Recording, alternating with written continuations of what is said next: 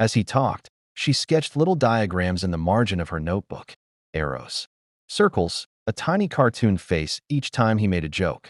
He found himself talking faster, exhaling tension he hadn't known he carried. When he finally paused, breathless, Mary looked at him as though she were tasting his words, weighing them. "That's fascinating," she said. "You should be teaching this." He waved a hand. "I'm not that good."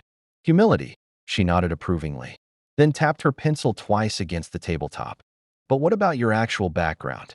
Family? Siblings?" He cleared his throat. "I'm an only child," he said. "Parents still live back home. I haven't been to see them in a while." "Why is that?" She sounded genuinely curious. "Busy." He shrugged, though it felt inadequate. "I just finished school work. I guess I'm avoiding the road trip." She wrote down aversion to road trips in her notebook and looked at him with a smile. "I see." They talked for another half hour about favorite composers, worst practice sessions, the kind of music that makes your teeth ache when it's too loud. When his phone buzzed with a reminder for his part-time job shift, he realized they'd been talking for nearly an hour. She glanced at her watch and closed her notebook with a decisive snap. "Well," she said, standing, "I'll see you around." He managed a nod, too dazzled to find his voice. She gathered her things and walked away, leaving him with his open textbook, which suddenly looked like a door to a world he no longer found intimidating. The next day, he arrived at the cafe well before noon, desperate to reserve the table where they'd spoken. He saw her already there, her thermos of homemade chai steaming beside her notebook. She looked up, caught his eye, and held out a small cup toward him. "Chai?" she asked. He blinked. "You made this?"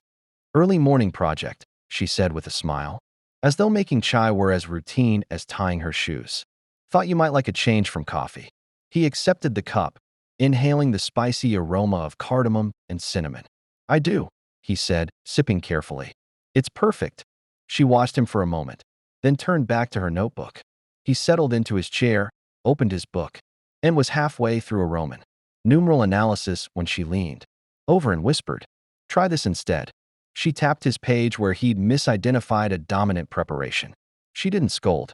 She simply guided his pencil to the correct spot, drawing a small star above the chord. Her fingertips brushed his hand in the process, and heat bloomed on his skin. They met in the same way the next day and the next. Each time, she asked questions, sometimes about music, sometimes about his life outside the cafe, and transcribed his answers. He began to look forward to her arrival more than the music theory itself. She had an uncanny sense of his schedule, knowing exactly when he needed a sugar boost or a distraction.